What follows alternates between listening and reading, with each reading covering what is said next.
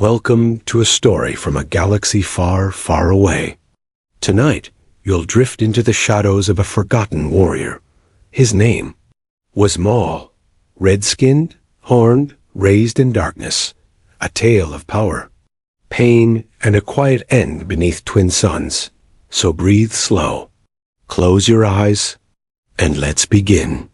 Maul was born on the misty world of Dathomir, a land of red skies and ancient magic. His mother, a witch named Talzin, gave him away to a Sith Lord Darth Sidious. He was just a child, taken to be shaped into a weapon. No kindness, no comfort, only training, fear, anger, and hate. Sidious trained Maul in secret. He taught him the ways of the Sith, how to fight, how to kill, how to hide in shadows. Maul became the perfect hunter, silent, swift, deadly. His weapon, a double-bladed lightsaber, was as fierce as his rage. All he wanted was to destroy the Jedi. At last, Maul was sent on his mission. He found the Jedi on a desert world, Tatooine. He fought two Qui-Gon Jinn and Obi-Wan Kenobi. Later, on Naboo, he returned. In golden halls, lightsabers clashed. He struck Qui-Gon down, but Obi-Wan fought back and split Maul in two. He fell down a shaft, broken, but Maul didn't die. His hatred kept him alive. He crawled into darkness on a junk world, built metal legs, and lost his mind. Years passed. Then, his brother Savage found him, helped him heal, and Maul returned, still burning with revenge. Maul built a new empire. He ruled the underworld. Crime lords, soldiers, even Mandalorians followed him. But revenge still drove him. He captured Obi-Wan's love, Satine, and killed her in front of him. But still, Maul felt no peace. Only a deeper, colder emptiness. His old master, Darth Sidious, returned. He killed Maul's brother, defeated Maul, left him alive just to suffer. Maul ran again, hid in the shadows as the Empire rose. No longer Sith, no longer whole, just a ghost with a lightsaber, and a heart full of ashes. Maul searched for meaning. He found young Ezra Bridger, tried to use him, hoped to fight Sidious. But it was all slipping away. Old, tired, alone, Maul followed whispers to a desert, to Tatooine. There, in the still of night, he found Obi-Wan once more. Their final duel was swift. 1, 2, 3 strikes. And it was over. Maul fell into Obi-Wan's arms, broken, but not angry. Not anymore. He asked, "Is he the chosen one?" Obi-Wan said yes. And Maul, at last, could rest. "He will avenge us," he whispered, then closed his eyes. So now, his story fades into silence. A boy taken too young. A warrior who lived in pain. And a soul who found peace only in the end. Rest now, listener. Drift into dreams. Like Maul, you've traveled far. May the night bring you peace. Good night. And may the Force be with you. Maul was never truly free. Even as a warrior, even as a ruler, the chains of the dark side wrapped tighter around him. He believed power would bring peace, but it never did. Each victory left him colder. Each defeat carved his soul. He wasn't just a Sith. He was a child taken too early, raised in shadows, and left to wander a galaxy that never gave him peace-only battles to survive. Though Maul wore the face of fury, behind those yellow eyes was pain, a quiet, pulsing ache that no blade could fix. He had no home, no family, just war. His master used him. His enemies hunted him. His allies feared him. And in every dark corner of the galaxy, Maul chased something he couldn't name. Not power, not revenge, just a place to belong. But it always slipped away. On Mandalore, Maul wore a crown, but even then, he was hollow. He ruled not out of hope, but out of habit. He challenged the Jedi, the Sith, even fate itself. But his empire was built on fear, and fear always fades. It crumbles. He sat on a throne, surrounded by metal and silence. And still, he waited for the only thing that ever gave his life meaning, the face of his enemy. Maul hated the Jedi, but he hated the Sith even more. He saw the lies behind their power, saw how Sidious discarded him like broken armor. So Maul became something else, not Sith, not Jedi, just a shadow, a force moving between cracks in the galaxy, whispered about in cantinas, hunted by none, feared by all. A man too dangerous to kill, and too haunted to ever be truly alive. He fought in wars, but his true battle was within. Maul was at war with memory, with grief. He remembered his training. The cold, the cruelty, the pain of being molded like clay. And in every fight, he wasn't striking at Jedi. He was striking at what had been done to him. But pain makes a poor teacher. And Maul was still a student of suffering until the very end. Even at his strongest, Maul was always alone. His brother Savage was the closest thing he ever had to family. And when Savage died in Maul's arms, something inside him broke again. Not with rage this time, but with grief. The galaxy took everything from him again and again. And no matter how many enemies fell, Maul could never fill that quiet space left behind. Maul saw the Force as a curse. Where Jedi found balance and Sith found control, Maul only found torment.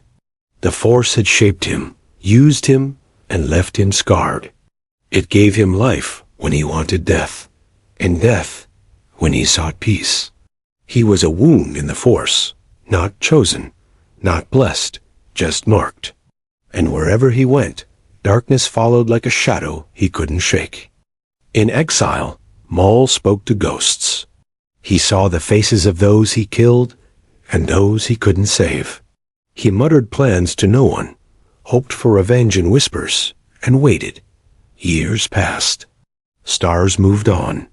But Maul stayed. The galaxy forgot him, but he never forgot the galaxy. He waited for one last duel. One final purpose, not to win, just to matter. One last time. When he found Ezra Bridger, Maul saw hope-twisted, selfish hope. He wanted Ezra to be a weapon, a new apprentice, a new purpose. But Ezra was kind, strong in a different way. Maul didn't understand it, couldn't break it. And in that failure, he saw his own reflection. A life twisted by obsession, and a path that led nowhere but to loss. Again and again. Maul once believed that killing Obi-Wan would fix everything, that revenge would bring him peace. But every time they crossed paths, Maul left with more scars. Not just on his body, but in his mind. It wasn't Obi-Wan he hated, it was what Obi-Wan reminded him of, the life he never got to live. The boy he might have been, if he hadn't been taken and twisted. Maul could have ruled the galaxy in another life. He was clever, strategic, a warrior, and a thinker. He united syndicates, bent warlords to his will, and even turned Mandalore into his fortress. But no matter how much ground he gained, something always slipped. Not from weakness, but from the rot inside his soul born of pain, raised on betrayal. A king on a crumbling throne. He never trusted anyone. Not truly, not even Savage. Not the Mandalorians who swore loyalty. Not the soldiers who fought at his side. Trust was weakness to Maul. He had learned that early, when Sidious trained him, used him, and threw him away. From then on, Maul chose power over partnership. And yet, in the end, all he wanted was someone to understand him. His lightsaber told its own story. The red blades spun like fury made solid. But more than a weapon, it was Maul's voice-sharp, brutal, unrelenting. He fought like someone trying to outrun their own shadow. Every clash, every strike. was part of the story he couldn't say out loud. A song of fire and silence, dancing in the dark. When Order 66 happened, Maul wasn't surprised. He had seen it coming. He'd warned Ahsoka Tano, a former Jedi, of what was to come. But no one listened. In those final days of the Clone Wars, Maul didn't fight for power. He fought because he knew something worse was coming, something darker, and for once, he wasn't wrong. On the surface, Maul never changed. But beneath the anger, something quiet shifted. He began to see that power wouldn't save him, that revenge had no end. In his final moments, he wasn't ranting. He was curious, hopeful, even, asking about the Chosen One, because maybe, just maybe, someone else could break the cycle he never could. Maul hated being weak. He hated being pitied. That's why he never asked for help. Even when he was crawling, shattered, near death, he'd snarl before he'd beg. But strength, to him, meant survival, not peace, and in surviving, he became a storm. One that raged for years. A storm that never found a place to rest. He was a secret for most of his life, hidden by Sidious. Unknown to the Jedi, a shadow behind a shadow. Even after he revealed himself, he always operated in silence. He struck from the dark, vanished, and returned again. That was Maul's way, not as a symbol, not as a legend, but as a whisper in the void. A warning the galaxy never fully heard until it was too late. Dathomir never left him. The red skies, the witches, the smell of dust and spirit magic. Even after years away, it lived inside him. It was home, and yet never safe. After Talzin died, the last thread of his past snapped. The planet remained, but his roots were gone. Just another ghost story in a world full of them. Maul once believed fear was power. That to be feared was to be safe. But fear is a lonely throne. It doesn't comfort you at night. It doesn't remember your name when you fall. In time, Maul realized what he had built was a fortress of silence. Tall walls, with no one left inside. Only echoes of screams that had long since faded. There were moments rare and fleeting, when Maul stared at the stars and said nothing. No rage, no plans, just silence. He wondered what it would be like to be ordinary, to live without the Force, without the weight of destiny. But fate never gave him that mercy, so he would look away and keep walking into the dark. He would sometimes stare at the stars, quietly, no rage, no plan, just stillness. In those rare moments, Maul imagined a life without the Force, a quiet life, one with a name instead of a title. Maybe he'd walk among markets, hear laughter, smell spice and rain, but that was not his path. The galaxy had shaped him into a weapon, and weapons are not allowed to dream. So he turned from the stars and walked back into shadow once more, never looking back. When Maul first ignited his saber, he felt empty. The red blade hissed like fire, but inside he was cold. He'd been told it was destiny, that he was born to wield this weapon, born to kill Jedi, but he never asked for it, never wanted to be a symbol of hate. Still, he fought, not because he believed, but because he didn't know anything else. The saber became his voice, his cage, and as he swung it, he wondered what silence might feel like instead. Maul tried to teach. Savage, Ezra, but he didn't pass on knowledge, only pain. His lessons were forged in fire, not wisdom. His guidance came from scars, not love. He didn't know how to build, only how to destroy. And those who followed him either turned away or died. In the end, Maul wasn't a master. He was a warning. A story whispered at the edge of campfires. Of what happens when rage becomes your home, and darkness your only friend in the world. There was a time Maul remembered laughter. A time before the pain, before the blade. Maybe it was a dream. Or maybe it was a memory, buried so deep it hardly felt real. But sometimes, when everything was quiet, he could hear the echo of a child's joy, his own perhaps. He would pause, just for a second, and then the moment would pass, because monsters don't laugh. They growl. They fight. And Maul had long since forgotten how to smile without pain. Maul wore many titles: Sith Apprentice, ruler of Mandalore, leader of the Shadow Collective. But none of them brought him peace. Each crown he took only made the silence louder. He stood on thrones made of fear, surrounded by enemies and ghosts. And every time he conquered something new, he hoped it would quiet the storm inside. It never did. Because power, for Maul, was never the answer. It was just the distraction that helped him forget the question. He remembered Sidious, the voice that taught him to hate. It was calm, cold, manipulative. And even after betrayal, it haunted Maul's dreams. Part of him still craved that voice. Craved approval. Because Sidious didn't just train him, he carved him. Sculpted his mind. And deep down, Maul feared he was nothing without that purpose. Just a weapon without a war. A scream with no one left to hear it. And that silence was more terrifying than death itself.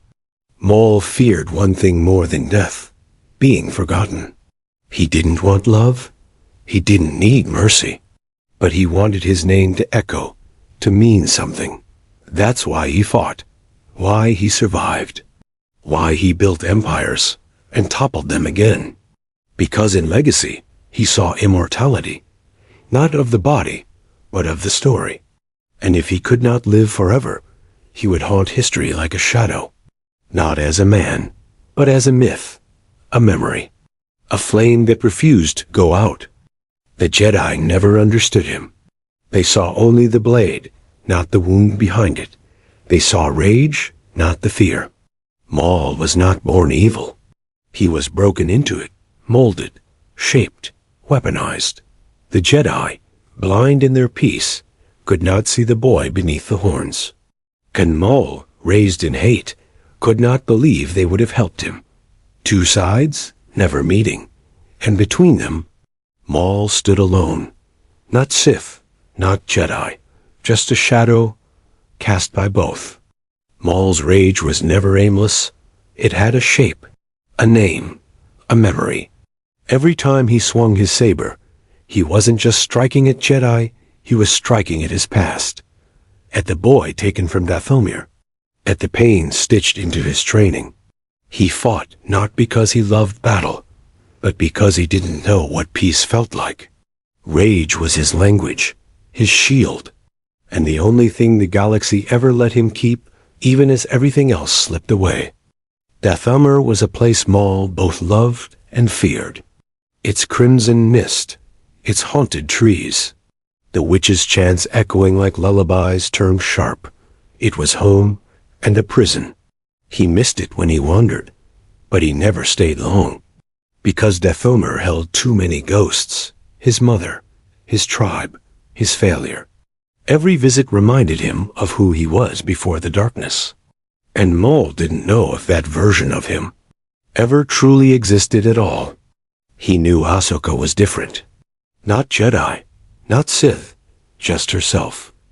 When they fought, he didn't hate her. He admired her, respected her, tried to warn her. But Maul didn't know how to speak without threats, how to reach out without drawing a blade. And so, their moment passed like all others in his life, lost in fire and misunderstanding. Another could have been drowned by the tide of what he had already become. A shadow too far gone to return. Even when no one followed him, Maul kept going. That's the thing about those shaped by suffering. They endure.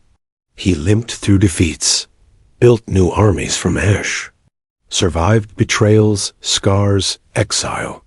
He wasn't unstoppable because of strength. He was unstoppable because he refused to vanish.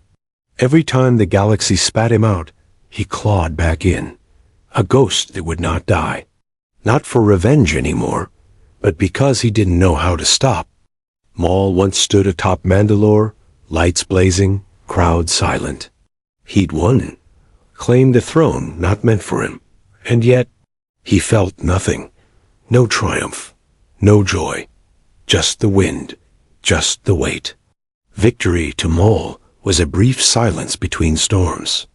A moment when the screaming stopped, but it never stayed quiet for long. Because deep down, Maul didn't want to rule.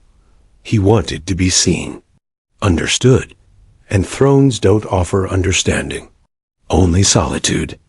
He hated that he still remembered Obi-Wan's face. Not out of rage, but clarity. Obi-Wan had beaten him. Not once, not twice, but over and over. And yet, Maul respected him. Because Obi-Wan was everything Maul wasn't. Calm, whole, centered. A mirror that showed Maul not just who he fought, but who he could never be. And in that final duel, Maul wasn't angry. He was tired. And maybe, for the first time, grateful to let it all end. Maul's alliances always cracked. Not because his plans failed, but because fear cannot build trust. He led through control, not belief, and control fades. His followers obeyed, but never loved. They served, but never stood by him when he fell. In truth, Maul didn't want loyalty. He wanted connection. But pain had taught him to push people away before they could leave. A leader, yes, but never a companion. That emptiness followed him always. He spoke little, not out of mystery, but protection. Every word was measured. Every thought filtered through layers of pain. Talking meant vulnerability, and vulnerability, to Maul, meant danger. So he stayed silent, let his saber do the talking. Let fear speak for him. But in that silence, he missed chances, missed understanding. He was never voiceless, just unheard. And sometimes, the quiet hurt worse than the battles ever did. There was a moment, once, where Maul considered surrender. Not in battle, in spirit. To stop fighting, to stop running, to let the galaxy move on without him. But every time he came close, he remembered the fire, the training, the loss. And that fire pulled him back, not because he believed in it, but because it was all he knew. Peace felt distant, unreal, and so Maul kept going, not toward victory, but away from the emptiness that waited. Maul's legacy is a quiet one. No monuments, no hymns. Just scattered stories. A shadow in archives. A scar on history's timeline. But sometimes, the quiet stories matter most. They teach. They warn. Maul showed what happens when pain is left unchecked. When hate replaces healing. And though his end was tragic, it wasn't meaningless. Because even in his final breath, he looked to the future, and in doing so, passed on a piece of peace. Maul once faced General Grievous, two monsters made by different hands, one forged in war, the other in pain. Their clash wasn't just strength against strength. It was survival against strategy. Maul escaped with his life, proving once again he wasn't the strongest, just the most unwilling to die. He didn't win with brute force. He won by knowing when to disappear, like a ghost that refused to fade. Before Order 66, Maul sensed something shifting. The Force trembled. He didn't know the exact plan, but he felt the chill coming, a storm brewing behind every shadow. He warned Ahsoka. He screamed at fate, but no one believed him. And so, when the Jedi fell, Maul didn't flinch. He watched it unfold like a prophecy fulfilled, not with joy, but with bitter silence. The end had always been coming. He just happened to see it first. Maul once held a dark saber, an ancient Mandalorian weapon forged by the first Jedi of their kind. With it, he didn't just rule Mandalore. He claimed a legacy, a place in history that didn't belong to him. The dark saber was more than a blade. It was a symbol. But Maul didn't care for symbols. He cared only for control. And even then, the saber felt heavy. Like it knew he was never meant to carry it for long. In a forgotten cell beneath a separatist stronghold, Maul was kept prisoner, shackled, muzzled, silenced. But even caged, he was dangerous. Not because he could escape, but because he could wait. Maul didn't fear time. He used it, studied his captors, measured their routines, and when the moment came, he didn't fight with fury. He moved like wind through cracks, swift, precise, and once again, he vanished into the dark. Maul once challenged Darth Sidious directly. He believed he could defeat his master, that he had grown strong enough to stand on his own. But Sidious reminded him of the truth. Maul was still a student in the eyes of the Sith. The duel was brutal. Savage was killed. Maul was broken. Not just in body, but in pride. That battle wasn't a loss. It was a lesson. That some shadows are deeper than even he dared to follow. In the time after the Clone Wars, Maul created an empire from the cracks. Not a kingdom of planets, but of whispers, deals, syndicates.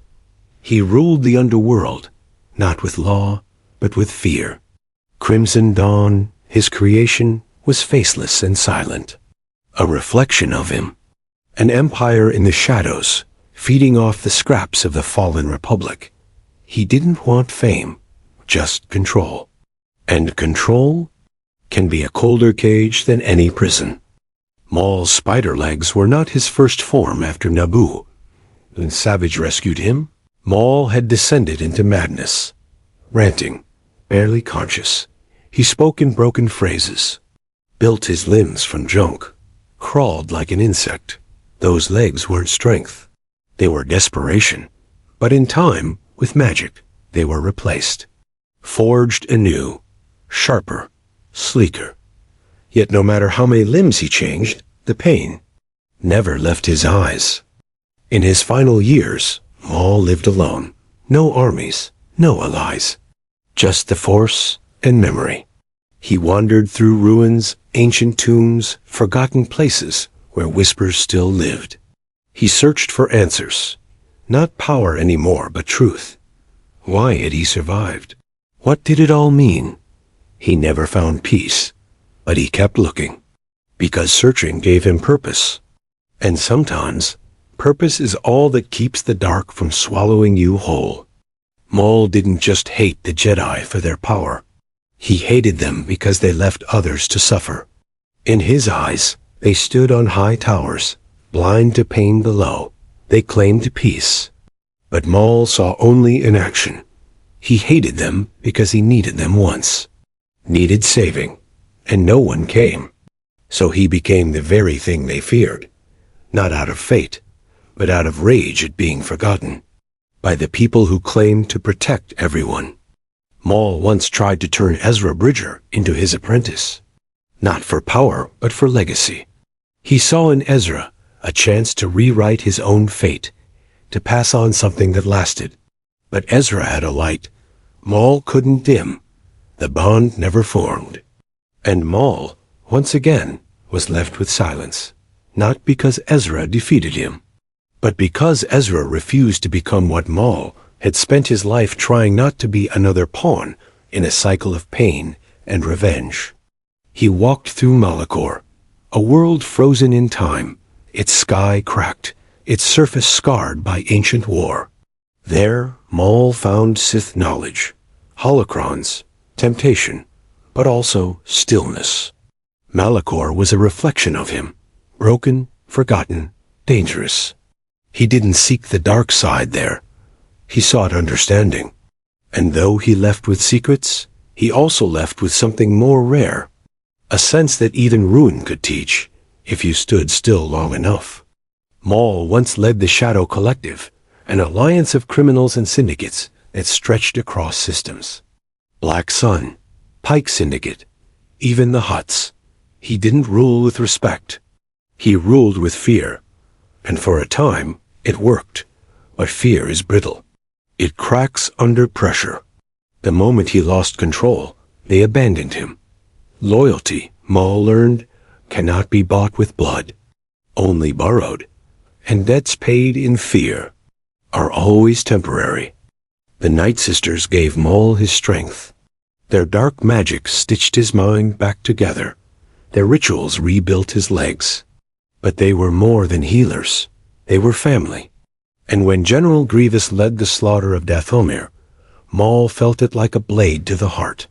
His past burned, his people wiped away, not by time, but by war. After that, he didn't just fight for revenge. He fought because it was all he had left to feel. Maul's body bore many scars, but none deeper than the one inside his mind. He remembered Naboo like a wound that never closed. The pit he fell into, the silence as his body broke, the years lost to madness. That fall wasn't just a defeat. It was a rebirth. He died as Darth Maul, and clawed his way back as just Maul. Not a title, not a Sith, just a man trying to outrun the moment everything was taken from him in a single silent scream. He hated how the Force connected all things, because Maul didn't want to be connected. Connection meant loss, pain, hope, all things he'd been taught to abandon. But still, he felt it. In every fight, in every death. The quiet web that tied him to others. He never spoke of it. But sometimes in meditation, he reached into that current, not to control it, but to ask a silent question. Was he truly alone, or had he just forgotten how to feel? Maul's vision of the galaxy was shaped by betrayal. He was used by Sidious, ignored by the Jedi, abandoned by allies. So he built his own code, one of self-reliance, of vengeance, of strength above all. But that code kept him isolated. It protected him from more than pain. It blocked out joy. Maul didn't just build walls to keep enemies out. He built them to keep himself in. And over time, those walls became a prison too solid to escape. He never craved death, but he stopped fearing it. To Maul, death was a familiar door, one he'd knocked on many times, but never walked through. It waited, patient, watching. In his final days, he wasn't angry at it. He greeted it like an old rival. And when it came, it wasn't a battle. It was a whisper, a breath, a letting go. For a man who fought every day to survive, Maul's true victory was in how he met the end without resistance. Maul wasn't the first Zabrak trained in combat, but he was the most deadly.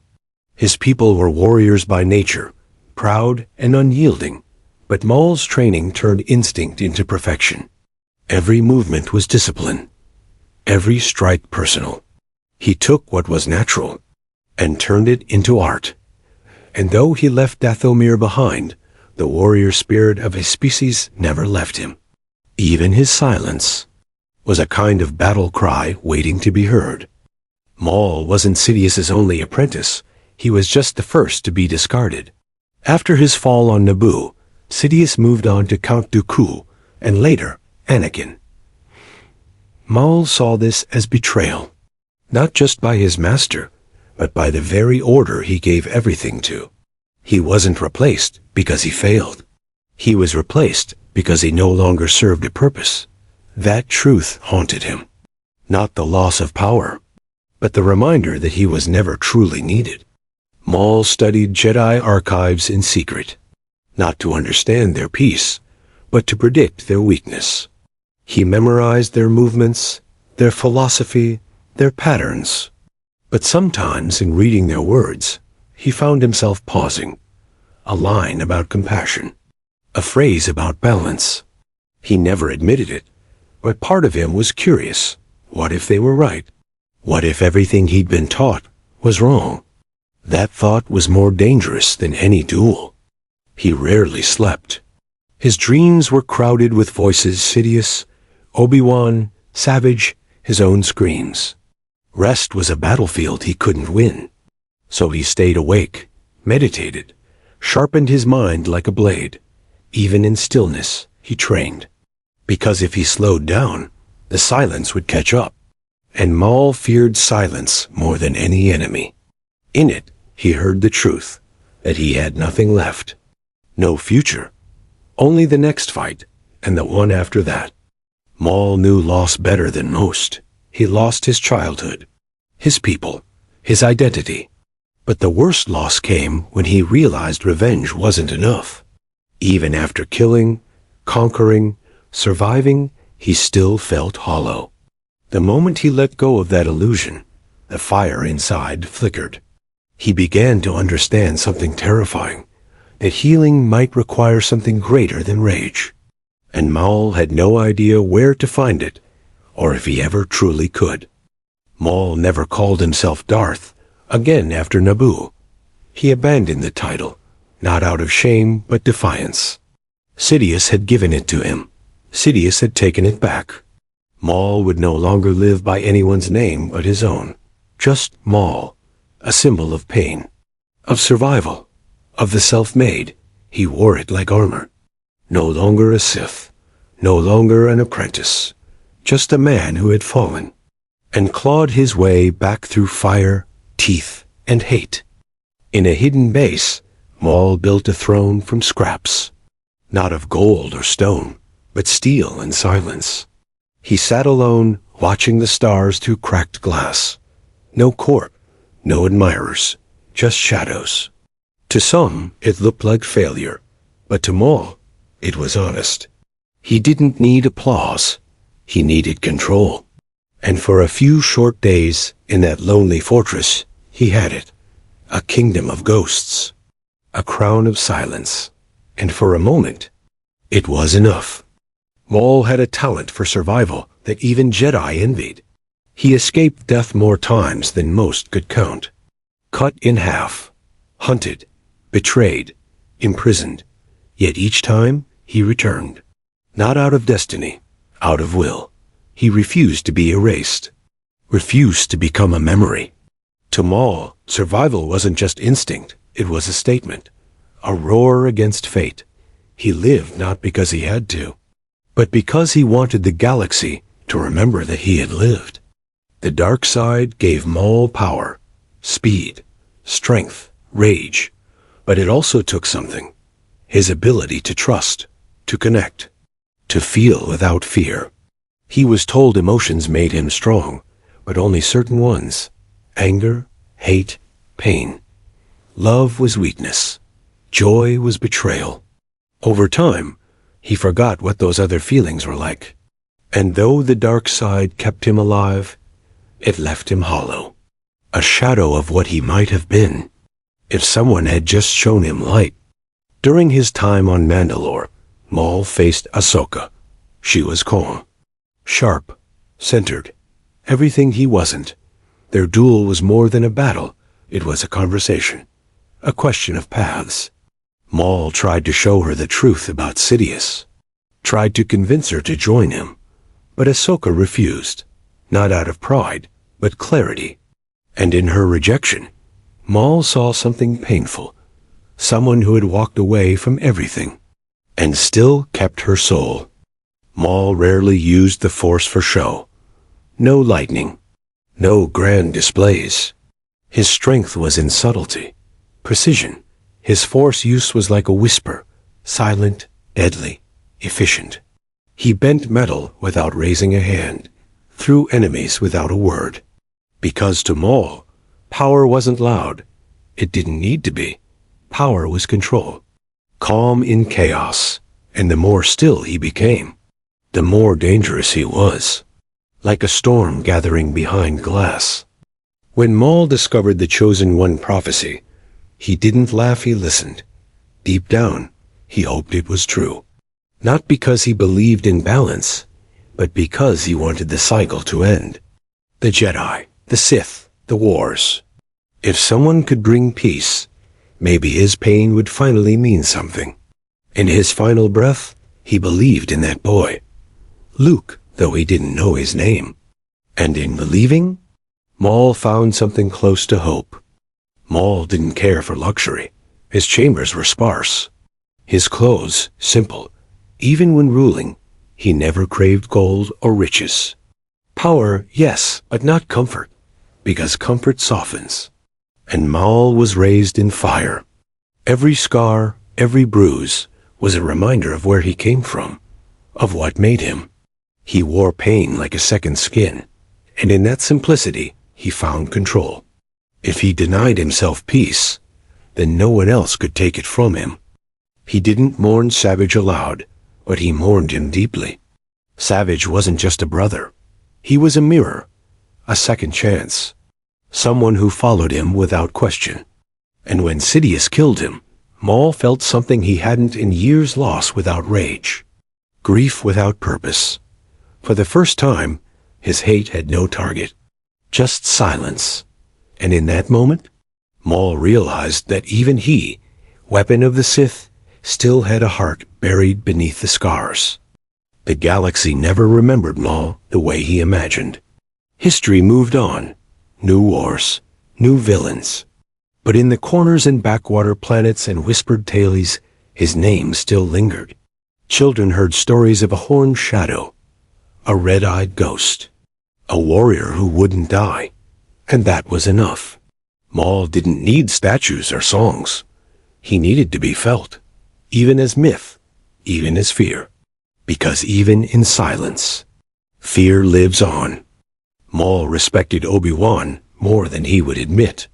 Not because Obi-Wan was powerful, but because he never broke. Through loss, through war, through exile, he endured. And Maul hated that. Because it meant Obi-Wan had something he didn't piece. The one thing Maul chased and never caught. In the end, their bond wasn't hero and villain. It was a wound, shared by two survivors of the same broken war. He knew how to manipulate, how to twist others with words. But Maul never lied to himself. He knew what he was, what he'd done. His past was a wound he carried openly. That honesty made him dangerous. Not because he thought he was right, but because he knew exactly how wrong things had gone. He didn't fight for ideology. He fought because the galaxy gave him no place. So he carved one with his blade, where no one else dared to look. Maul once stood before a Sith holocron, asking it for truth.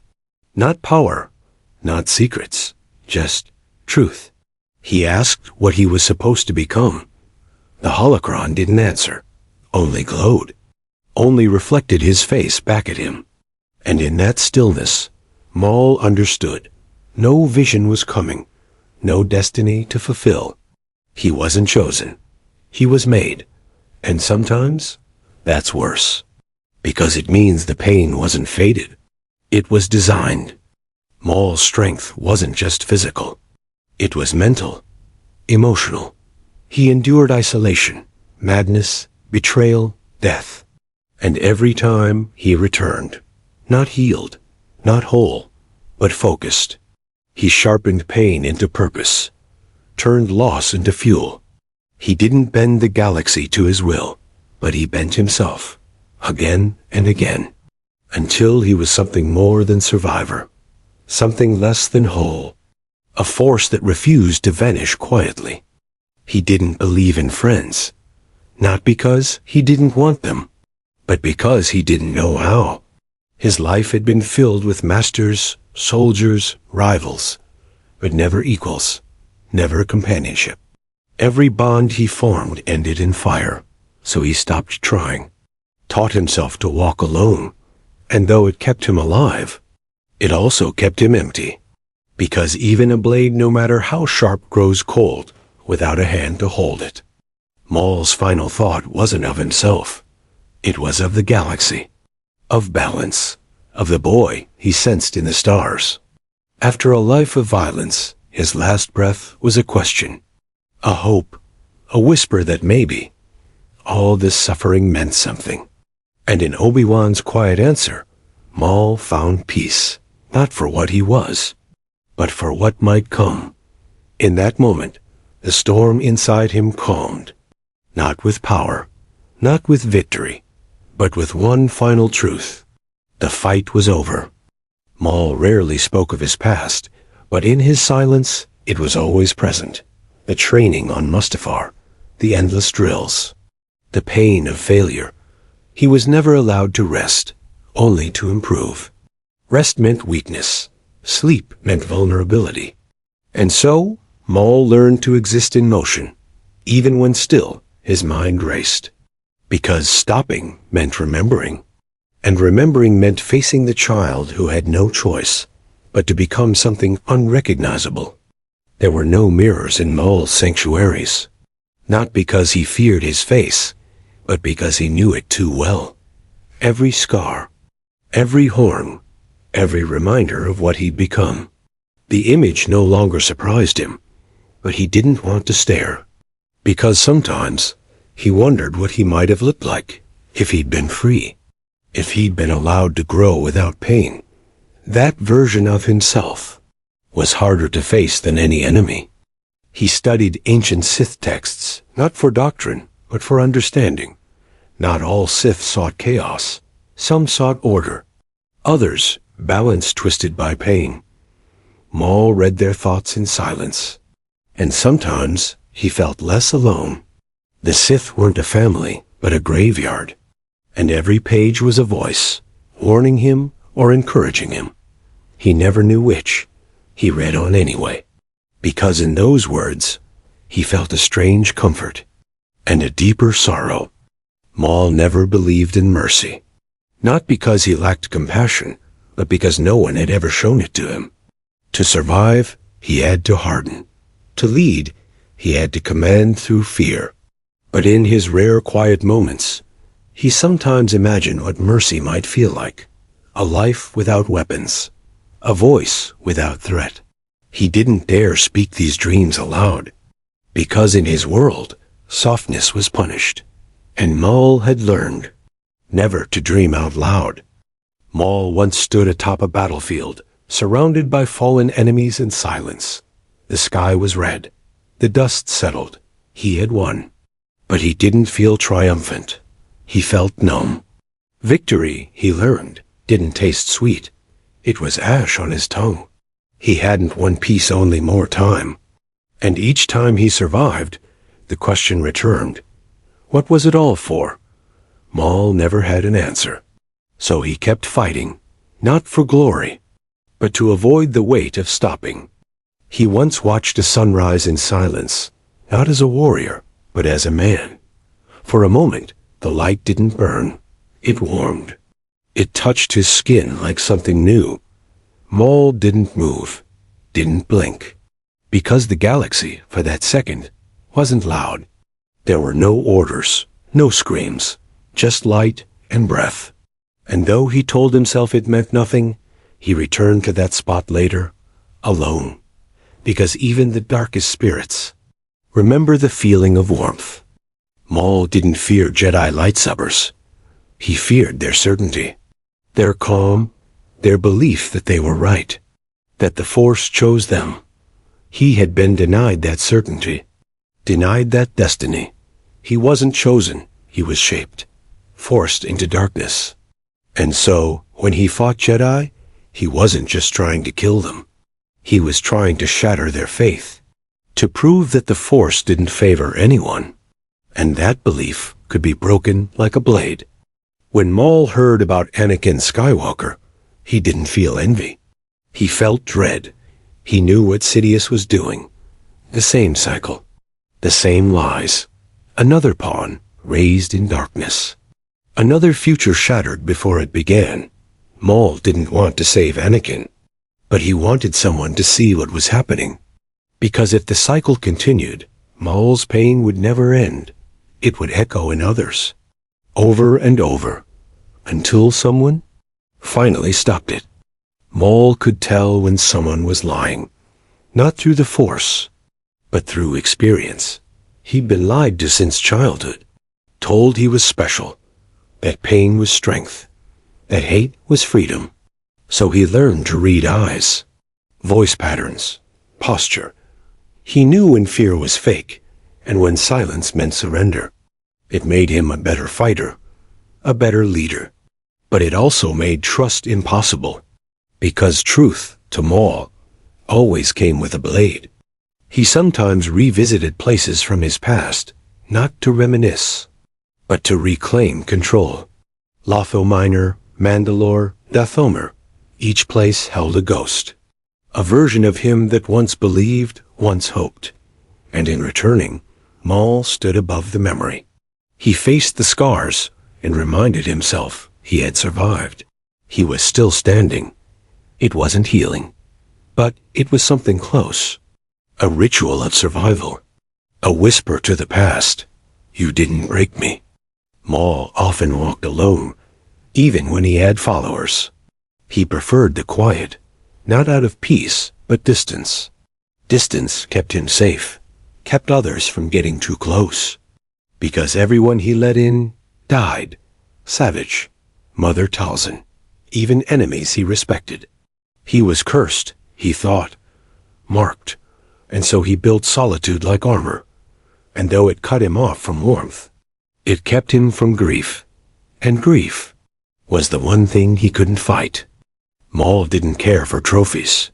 He didn't collect sabers or masks. His victories didn't need reminders. They lived in his bones. His reward wasn't a monument, it was survival. Every scar was a memory. Every ache, a lesson. And so, when others decorated themselves in symbols, Maul walked with nothing but his blade. Because in the end, the only thing he trusted was that steel. And the silence it brought when the fighting was done. He sometimes watched others from the shadows. Jedi, soldiers, smugglers, just to observe. Not to attack, but to understand. How they laughed, how they grieved. Maul didn't envy them. He studied them, because they lived lives he'd never known. And sometimes, in that watching, he wondered if he could have lived differently. If there was a version of himself that could have laughed too. That version felt distant, but not impossible. He learned patience from pain.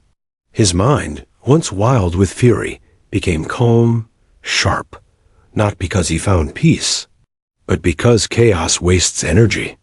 Sidious had taught him to strike from the shadows, but Maul perfected it. He became precision. He knew how long to wait, how long to watch, and when to strike. He struck like lightning, clean, sudden, final, because patience wasn't peace.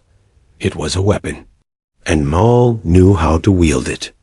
Maul once stood in front of a child who didn't know who he was.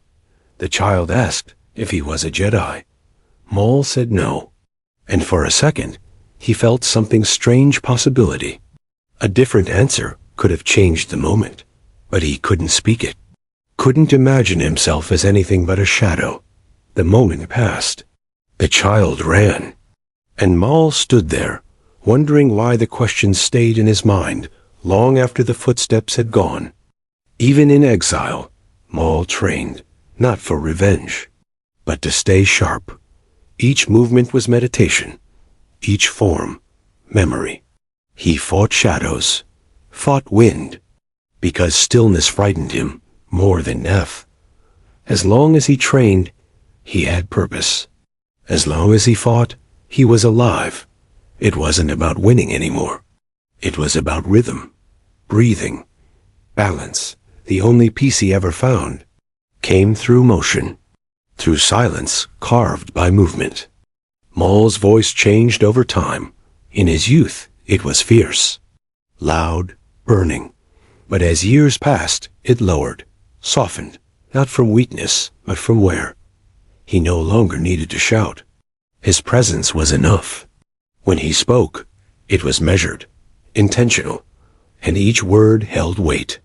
He had learned that true power wasn't in volume, but in restraint, the quiet before the blade, the breath before the strike, the whisper that made the stars pause. He felt most alive when he was hunted, not because he enjoyed danger, but because it proved he mattered. If someone was chasing him, he still had value. He wasn't forgotten. So he welcomed the pursuit. Let them follow. Let them come.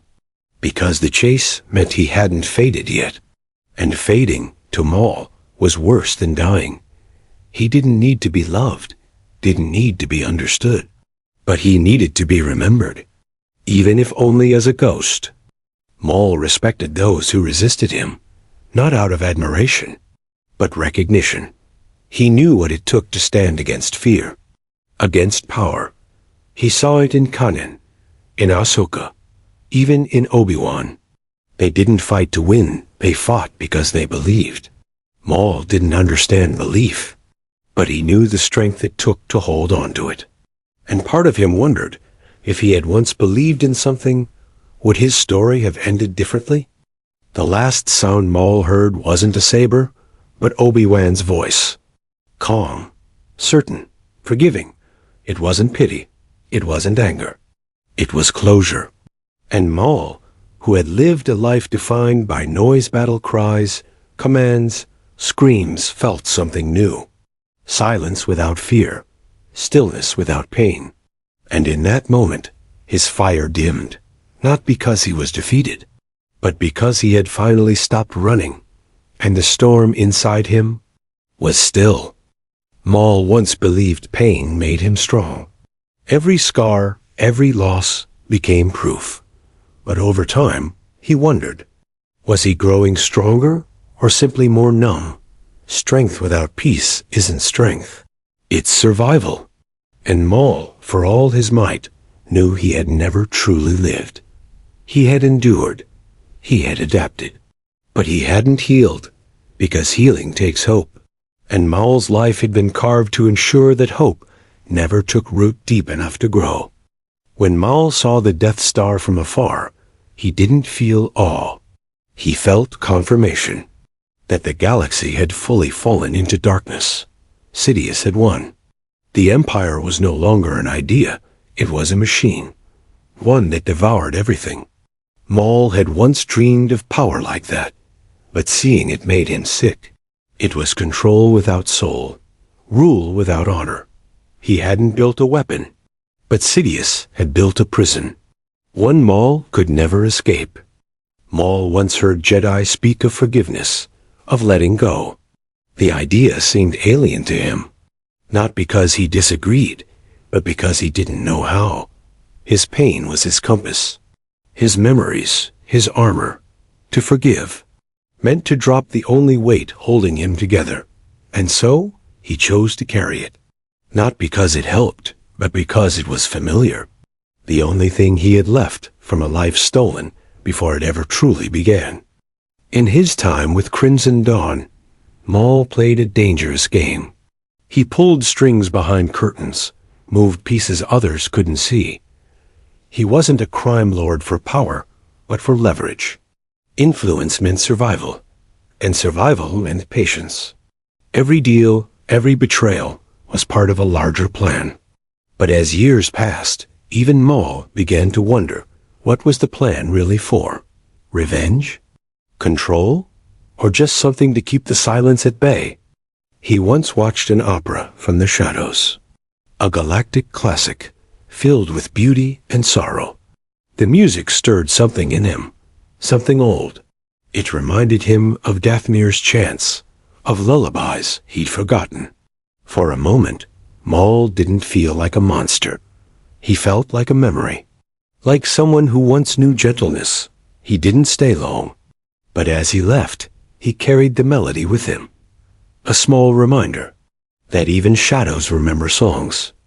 Maul studied maps not just for tactics, but for silence. He sought places, forgotten asteroid belts, ruined temples, moons with no names, not because they hid him from enemies, but because they gave him space.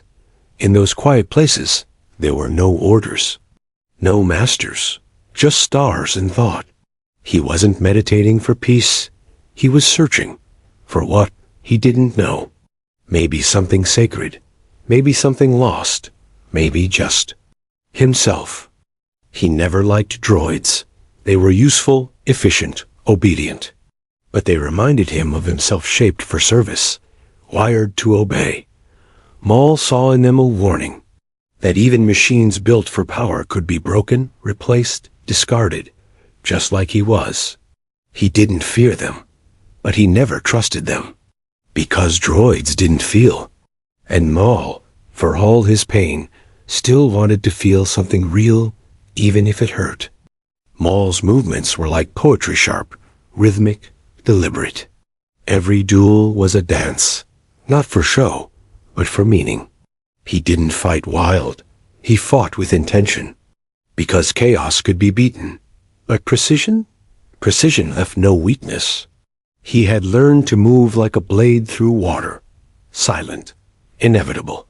And each step in combat was also a step away from the boy he used to be, the boy who once feared, instead of inspired it. He once found a broken lightsaber in the ruins of a battlefield. The crystal inside still hummed faintly. It wasn't his. It had never been, but Maul held it with surprising care. There was something sacred about it, a remnant of someone who once believed. He didn't keep it. He buried it, not as an act of mercy, but respect. Even enemies, Maul thought, deserved to be remembered. Because even in war, there are moments of quiet honor. Maul hated the term monster. It was used to make him less than human. But deep down, he feared it was true, that he had become what they saw: horns, anger, violence. He didn't want to be pitied. But he sometimes wondered, if he hadn't been taken, if he'd been raised in peace, would he still have become this? Or would he have been something else entirely? The scariest part of that question was not knowing the answer. He once saved a child from a collapsing structure during a Crimson Dawn raid. No one saw. No one knew. Maul didn't explain why. Maybe it was instinct. Maybe it was guilt. The child looked up at him with fear and wonder, and Maul looked away. He didn't speak, didn't stay. But in that brief moment, something shifted. Not redemption, not change, just memory of what it might have felt like to protect instead of destroy. Maul understood the value of names. Sidious took his. Savage was given one. Names were control. But Maul chose to keep his short, sharp, lasting. It wasn't a title. It was a scar. And like all scars, it never faded. In every system he visited, his name came first, not as a greeting, as a warning. Because Maul didn't want to be welcomed. He wanted to be remembered. Not as a Sith, not as a legend. Just as Maul, the one who wouldn't die. Maul didn't fear Force visions. He welcomed them. Even the painful ones. They were like echoes of truth. Warnings, lessons. Sometimes he saw fire. Sometimes faces. Sometimes nothing at all. But each vision reminded him that the Force still had something to say, and that meant he still had something to learn. Even in darkness, even alone, the Force hadn't abandoned him. It just spoke in a language he was still learning to hear. When he built his final lightsaber, Maul took his time. It wasn't rushed. It wasn't ritual. It was personal. Every piece, every crystal, was placed with intention. He wasn't crafting a weapon. He was crafting a memory, a reflection. It was his story, half broken, half whole. Twin blades, twin lives, one past, one future. When it ignited, it didn't just hum, it whispered, like the final note of a long song. One Maul had written in silence. Maul never cared for politics. Alliances bored him. Councils disgusted him. He believed in action, not debate, and yet he learned how to speak their language, how to manipulate their systems, because power flowed through influence. And Maul, for all his fury, understood how to wait, how to plant seeds, how to make others move without lifting his blade. It wasn't victory, but it was control, and that was enough. For now, in the temples of ancient Sith, Maul felt something familiar. Not comfort, but recognition. The walls echoed with power, with screams, with silence. He read the carvings, touched the stone, and wondered if those ancient lords had been like him. lonely, used, forgotten. He didn't admire them, but he understood them. Because even across centuries, the dark side didn't change. It just waited, and whispered, and watched. Maul never once begged for his life. Not to Sidious, not to Jedi, not to death itself. He believed in control. And begging meant surrender, but part of him wondered. If he had begged once, as a child, would someone have saved him? Would anyone have listened? He never said it aloud, never admitted the thought. But it followed him, quietly, a question unanswered, a word never spoken, a cry that never left his lips. When he dueled for the last time, Maul didn't hesitate. There was no speech, no monologue, just motion. He had rehearsed this moment in his mind for years. But when it came, it passed quickly. 3 moves, 1 strike, and silence. And as he lay dying, he realized something strange. He wasn't angry. He was grateful. Not for defeat, but for rest. At last, the storm had stopped, and Maul was ready to let go. In the grand stories of the galaxy, Maul is often a footnote, a flash of red, a shadow on the edge. But for those who knew pain, he was more. He was a reminder that survival isn't always noble, that strength doesn't always save, that even the fiercest fighters can still feel alone. Maul's story wasn't about glory. It was about endurance. And in the silence after his end, he became something rare. Not a monster, but a lesson. Maul once passed through a city celebrating Empire Day. Fireworks lit up the sky, and people cheered. He didn't smile. He watched from the shadows, unnoticed. The very thing he helped create the rule of Sidious had grown beyond him. This wasn't victory. It was a reminder that power, once taken, never looks back. And Maul, for all his fury, had become just another ghost watching the galaxy move on without him. He didn't believe in luck. To Maul, outcomes were earned, not granted. Fate was just a name for failure, and hope was a trap. He believed in precision, in movement, in choice. That's why, when others spoke of destiny, he stayed silent. He had lived through too much to trust anything unseen. But sometimes, when things aligned just right, he wondered, was it skill?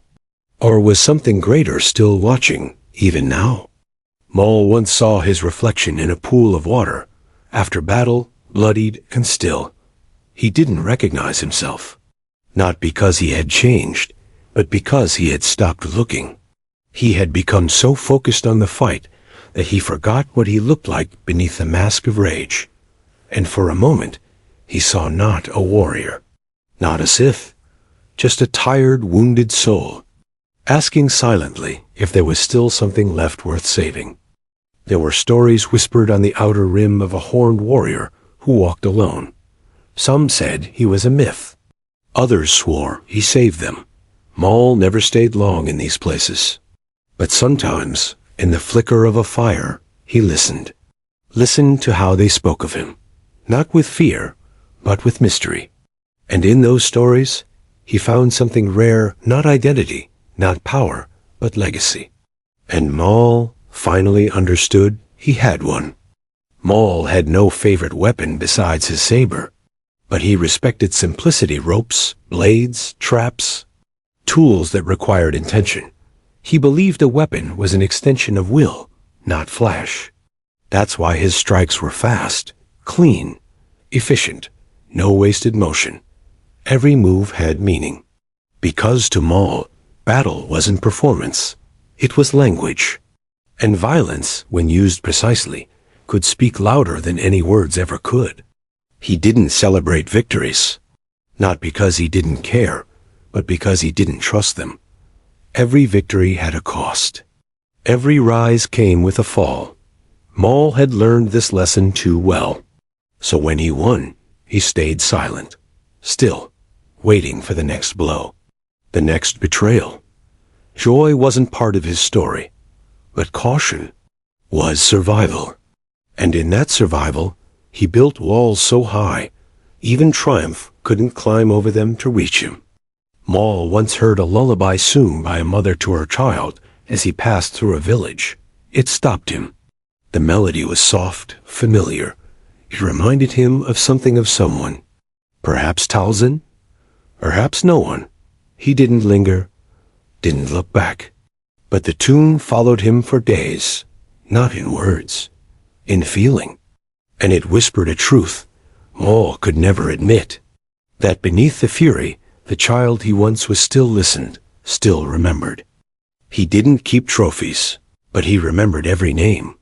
Jedi, Sith'il, soldiers, civilians, friends, enemies. Maul could recall their faces, their final words, because forgetting them felt like weakness. Every life he took, he carried, not as guilt, but as record, a tally etched into memory. To others, he was a butcher, but to Maul, he was a historian of pain, and each life ended, became another sentence in the story only he could read. Maul didn't envy Sidious's empire. He pitied it, an endless machine of fear and obedience. No truth, no love, just control. He saw in it not a throne but a cage. And part of him, deep down, knew that had he won, he might have built the same. Not because he wanted to, but because he didn't know how to build anything else. And that thought haunted him, because it meant the monster he feared lived in him too. He once tried meditation, not Jedi style, not Sith ritual, just silence, breath, stillness. It didn't bring clarity, but it brought calm. For a moment, his mind, usually filled with echoes, quieted, and Maul wondered, was peace really so unreachable?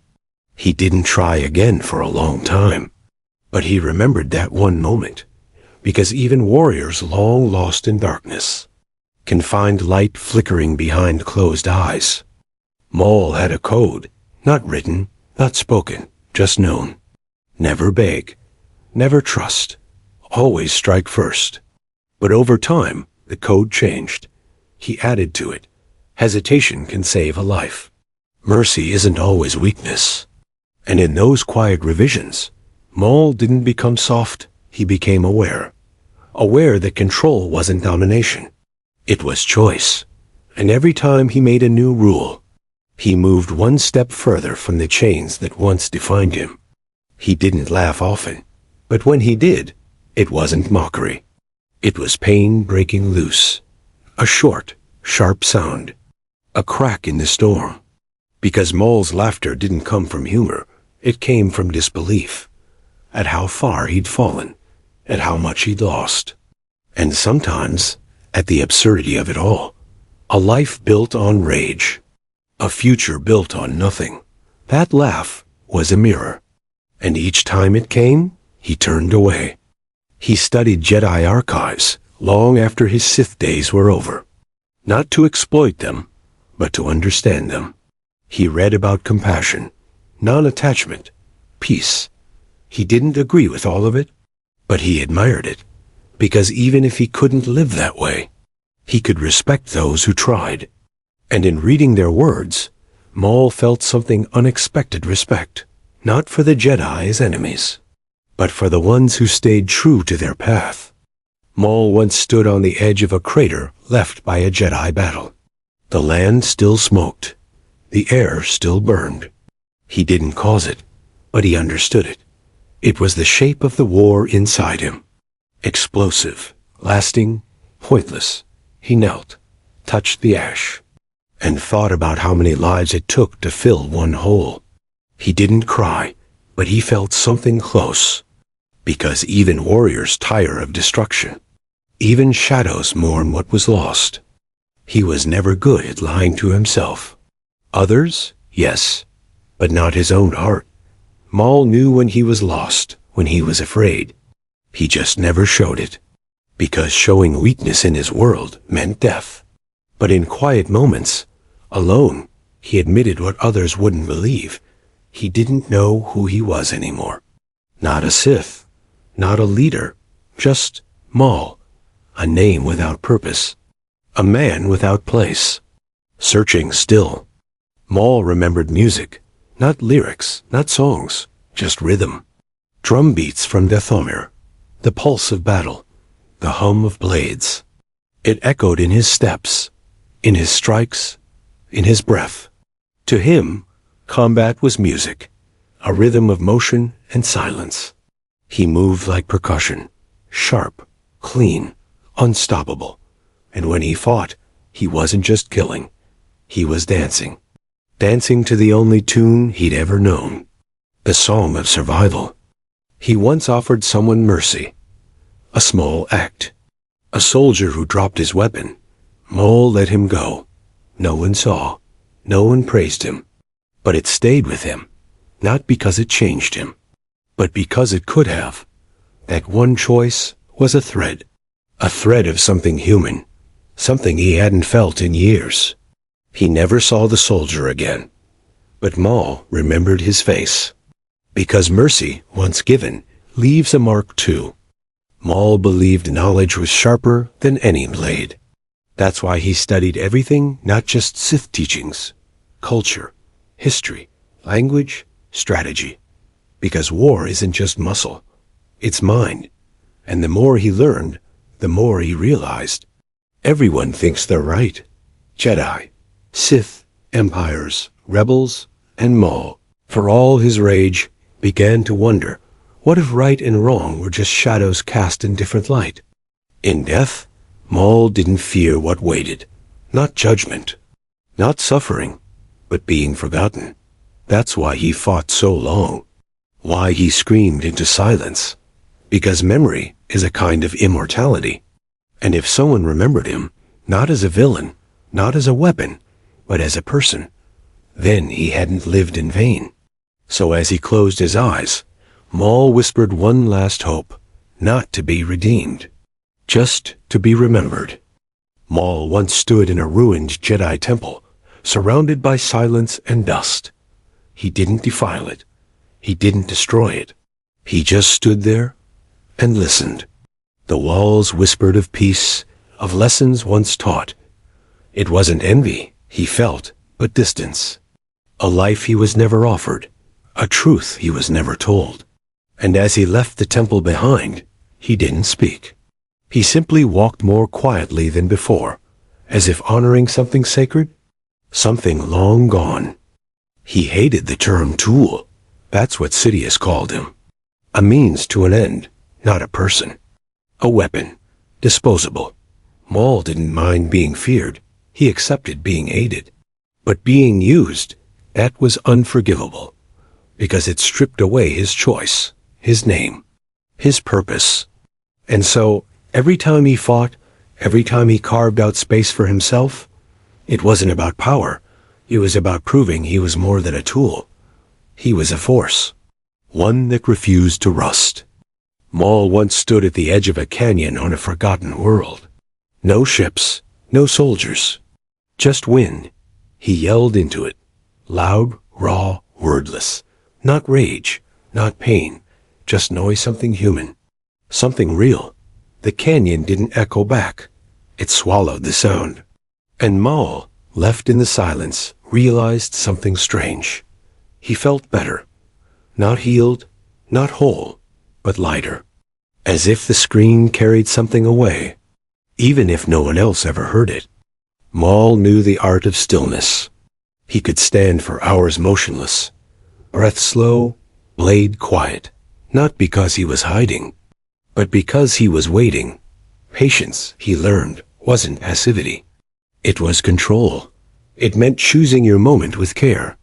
The Jedi meditated to find peace. Maul stood still to find precision.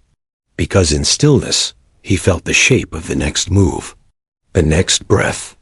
And when it came, he was already ready. He kept a shard of his first saber, broken, blackened, cold. It didn't work anymore, but it mattered, because it reminded him who he used to be. A weapon, an apprentice, a believer. And though he no longer served Sidious, that fragment remained, not as nostalgia, but as fuel. He didn't carry it for comfort. He carried it to remember, to sharpen the edges of who he had become, and to never forget who broke him first. Maul didn't fear pain. He understood it. Pain was familiar, predictable. He knew how to survive it, how to use it. What unsettled him was kindness. It caught him off guard. A soft word, a gentle gesture. It disarmed him more than any saber.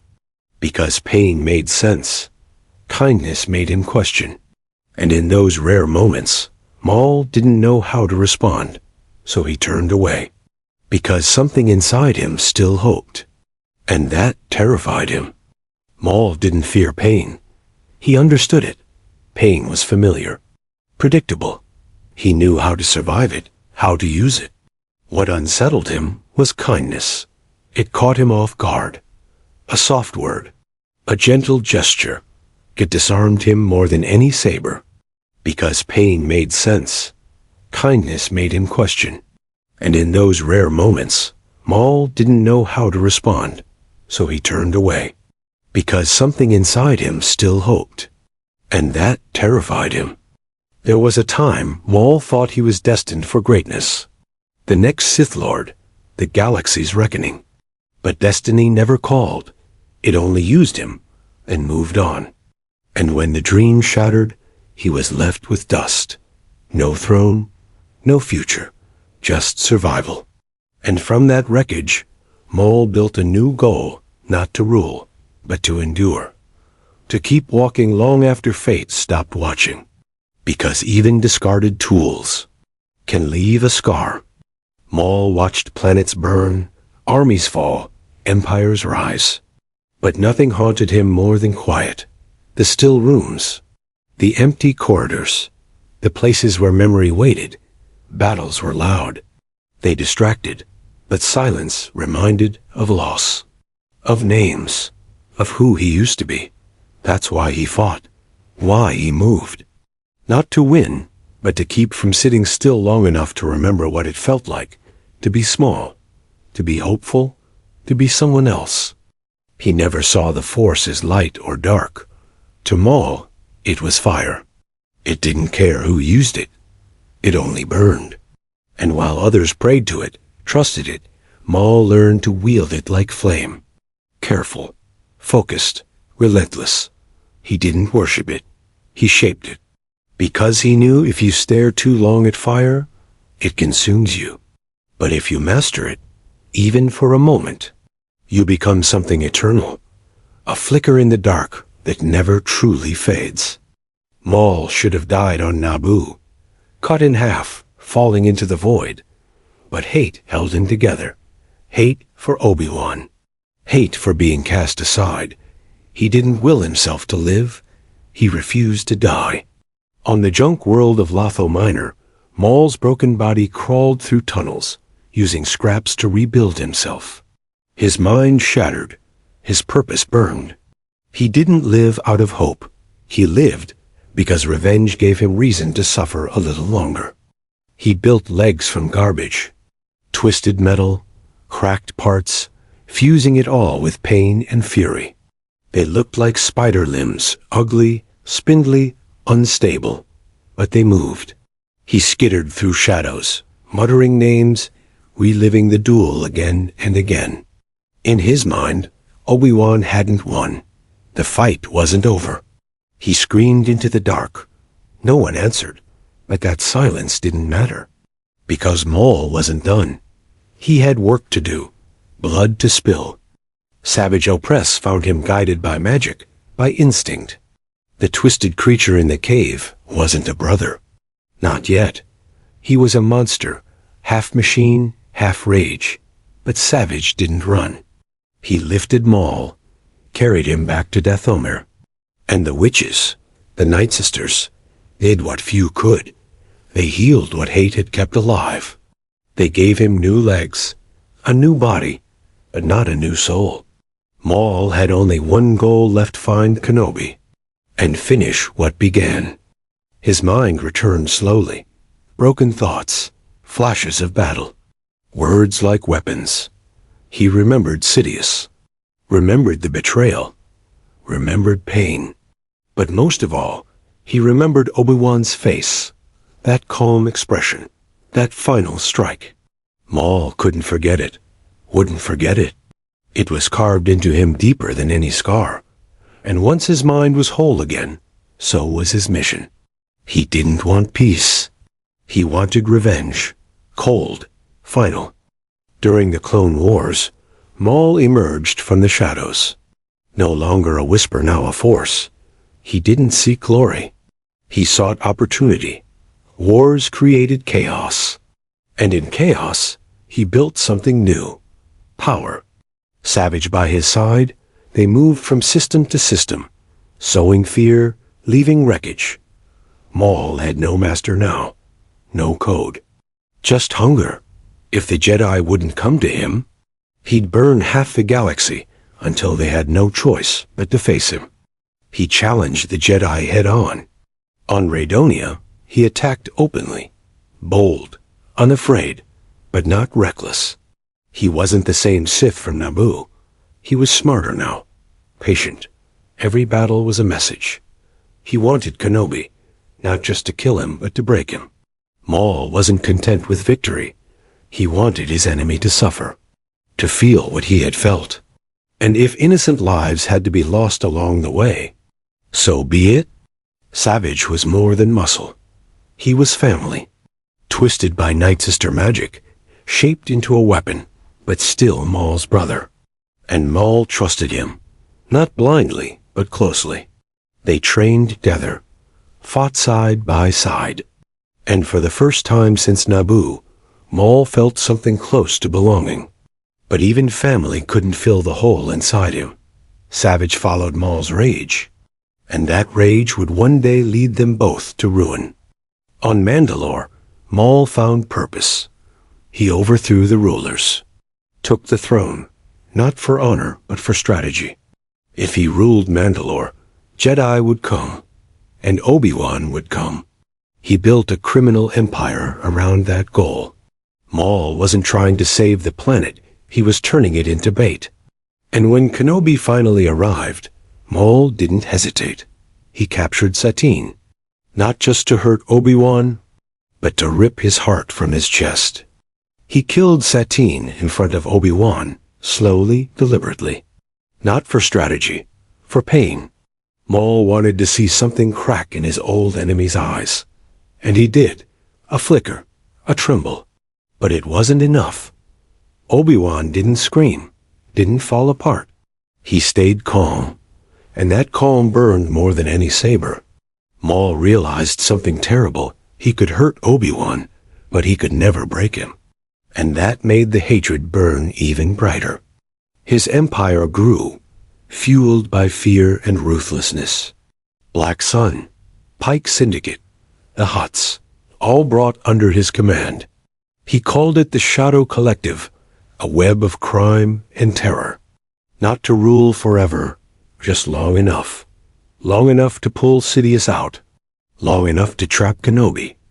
Maul's rule wasn't about legacy. It was about war. Every ally he made was a piece on the board, ready to be sacrificed if it brought him closer to revenge. Sidious came for him, not out of fear, but to remind Maul who ruled the Sith. Their duel was brutal. Savage fell. Maul lost. He begged not for his life, but for understanding. Why cast him aside? Why choose Dooku? Sidious didn't answer. He didn't need to. His blade spoke for him. Maul was kept alive barely. Not as a threat, but as a reminder. He wasn't a Sith anymore. He was a leftover, and that was a wound no blade could match. After his defeat by Sidious, Maul escaped. Again, he always escaped. It was what he did. From death, from betrayal, from the grave. He rebuilt from the ashes again, with no master, no army, but still with purpose. He had lost everything, and still he stood. Maul didn't need an empire. He needed a reason, and that reason remained the same.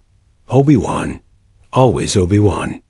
The fire never went out, not while Maul still breathed. Maul's bond with Savage was complex, They weren't equals. Savage admired Maul, but also feared him. Maul pushed him, sharpened him, but he never protected him. Not really. When Savage died, Maul grieved, but didn't break. He'd lost so much already. He knew how to bury things. And so, he moved forward angrier, emptier, because Maul didn't have time to mourn. The galaxy kept spinning, and he still had vengeance to chase. Clone troopers knew his name, feared it, not because he had numbers, but because he moved like a myth, fast, silent, deadly. In the chaos of war, Maul became legend, a ghost in red and black. Jedi hunted him, clones ran from him, and still, he never stayed long, always moving, always striking, because if he stopped, the pain would catch up, the silence would return, and Maul had no idea what he'd do if it did. He didn't trust anyone, not fully, not even Savage. Every ally was temporary, every deal fragile.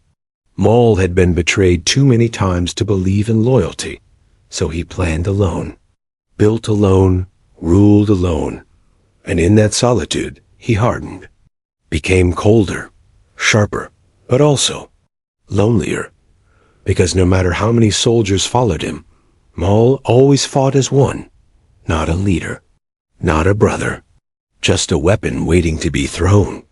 Maul met Ahsoka Tano on Mandalore. She wasn't a Jedi, but not Sith either. They were both outsiders now. Maul tried to warn her, told her about Sidious, about Anakin, but she didn't listen, couldn't believe. They fought not just with blades, but ideas. And when she won, she didn't kill him. She captured him. And for the first time in years, Maul screamed, not in rage, in desperation, because he saw what was coming. And no one believed him. He was imprisoned aboard a Republic cruiser when Order 66 began. Chaos erupted. Clones turned on Jedi, and Maul still in chains escaped, not with help, with fury.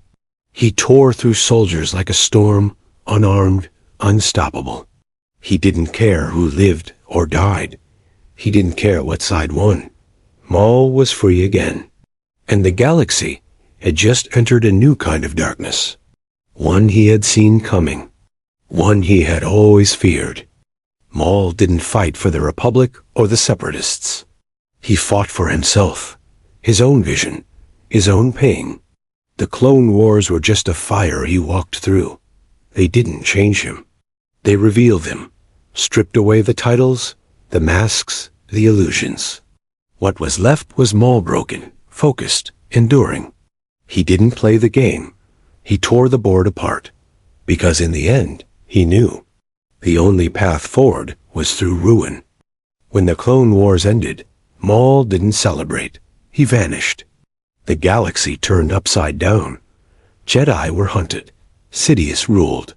And Maul slipped away into shadow, not because he was defeated, but because he was waiting, watching, planning.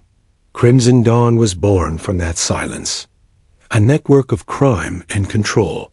Maul still had a role to play, even if the war had ended. His battle never did.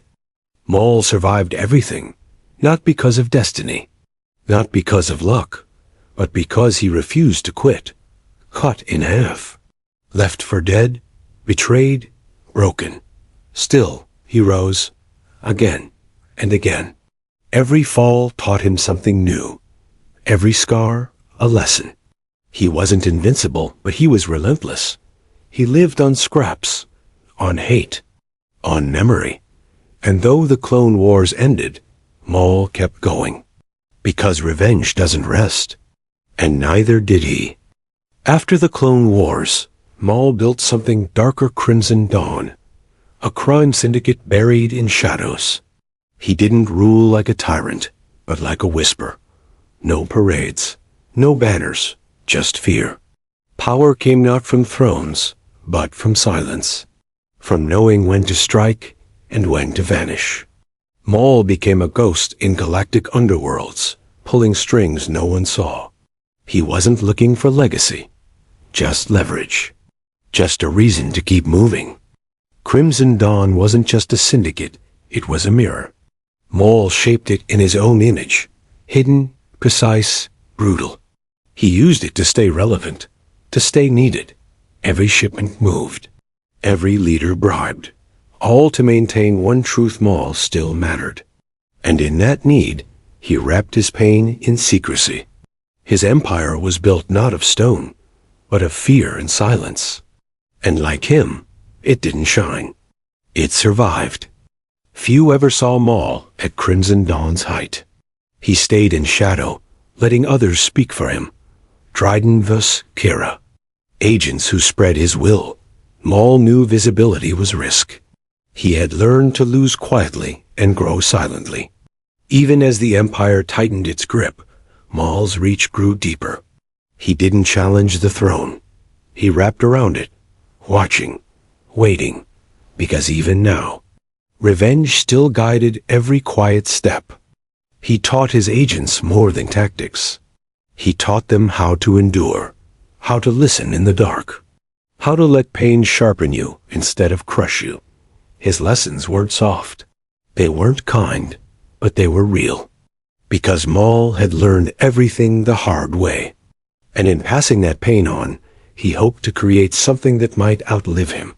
Not peace, not honor, just continuation. A way for his fire to burn on, even after death. Maul never called himself a Sith again. That name belonged to Sidious. He had seen what it meant to serve that title, to be thrown away when no longer useful. So he chose to walk a new path. Not Jedi, not Sith, just Maul, a survivor, a scar. And in that choice, he found something almost like freedom. Because when you abandon the rules, the only law left is the one you carve yourself. He heard of Vader, another apprentice, another enforcer. And Maul felt something strange. Not fear, not envy, but sorrow. Because he knew what that meant. Another pawn. Another future stolen. Maul didn't want to fight Vader. He wanted to free him. Or destroy him. He wasn't sure which. Because Vader was a reflection. A reminder of the boy Maul once was. Broken. Weaponized. Lost. Maul once returned to Dathomir. Alone. The Night Sisters were gone. The land was quiet. But the air still whispered. He sat in the dust and said nothing. Just listened. To memory. To ghosts. He didn't mourn like a Jedi. He didn't build shrines. But in that silence, he honored what made him. The witches. The world. The fire. He lit no flames. He just sat and remembered. Because sometimes, the strongest tribute is to be still. He operated from ruins, forgotten places, broken towers, dead worlds. Not for comfort, but to remember. Each ruin echoed the galaxy's cruelty. And in them, Maul found honesty. No more lies. No more temples pretending to save. Just truth, exposed by time. These places didn't judge him. They simply existed. And Maul fit in. Because like them, he had once stood tall. And like them, he had crumbled. He trained alone. Always. No audience. No instruction. Just motion. His blade moved like a memory, slicing through dust and silence. He didn't need to fight anymore. But he did. Because routine was control. And in each swing, Maul found stillness. Discipline. It wasn't about revenge anymore. It was about keeping the storm inside from rising. Because if he ever stopped moving, the pain would return. Maul's philosophy evolved. He no longer believed power was enough. He had ruled, he had conquered, and still he felt hollow. The Empire was a machine. The Jedi were gone. And yet the galaxy remained broken. Maul began to wonder, was the fight ever real? Or were they all just pieces, moved by larger hands? And in that doubt, a strange truth grew. that letting go might be the only way forward. He respected strength, but feared conviction. People who truly believed, scared him, because he had once believed. Insidious, in the Sith, and it destroyed him. So when he saw that fire in others, like Ahsoka, like Kenobi, he didn't mock it. He attacked it, because their faith reminded him of what he lost, and what he might have become, had the galaxy shown him mercy instead of mastery. Maul knew he was a villain in most eyes. He didn't argue. He didn't defend. But he wondered, if they'd seen the full story, would they still call him that? Would they call him Sith, murderer, or just victim? He never sought pity. But in his quietest moments, he asked the Force not for justice, just to be seen, to be understood, even if only for a second. Before the silence returned, he stopped speaking of revenge, not because he no longer wanted it, but because it no longer defined him. Revenge had fueled him, kept him alive, but it hadn't healed him, hadn't freed him. And now, Maul stood not as a seeker of vengeance, but as a witness to what vengeance became. A wound that never closes, a fire that never warms. And in that realization, he softened, just a little. Crimson Dawn began to fracture, power shifted, rivals rose. But Maul didn't panic. He had seen it all before. Empires rise. Empires fall. He didn't need to win. He just needed to remain, to adapt. Like the blade he carried, he had been reforged so many times that change no longer frightened him. What scared him now was purpose, and what happened when he finally ran out of it. He watched the stars often in his final years, not for answers, just to feel small. The galaxy was vast, uncaring, and in that truth there was peace. No judgment, no betrayal, just stars. And though Maul had spent a life trying to control everything, now he simply watched, as if to say, I existed. I fought, and now I rest. The stars didn't answer, but they stayed. And that was enough. He never had a home, not a real one. Dathomir raised him. Lotho Minor kept him alive. Mandalore used him. But nowhere felt like his. So he stopped searching. Home became wherever his blade was, wherever his memory burned brightest. He wandered not because he was lost, but because he refused to settle. Because when you settle, you slow. And Maul couldn't afford to slow not, with so much still left undone. He kept no portraits, no relics, nothing to honor the past. Because Maul didn't believe in looking back. Every time he did, he saw loss, saw Savage, Talzin, even Obi-Wan. The past was a corridor full of ghosts. So he walked forward, always, even if forward meant nothing, because moving hurt less than standing still. And in motion, he could pretend for just a little longer that he still had a future waiting. Maul no longer feared death. It wasn't the end that scared him. It was the idea of ending forgotten. That all his pain would vanish without a trace. That he'd be just another scar the galaxy ignored. So he carved his name into the underworld, into whispers, into fear. He didn't want monuments. He wanted memory. Because in memory, even monsters can live forever. When he heard stories of Luke Skywalker, he said nothing. But the name lingered. A son, a future. A ripple Maul didn't start, but it helped shape. The boy was a chance to break the cycle. And Maul, at the edge of the galaxy, knew one thing. If the darkness was ever to end, it wouldn't be by force.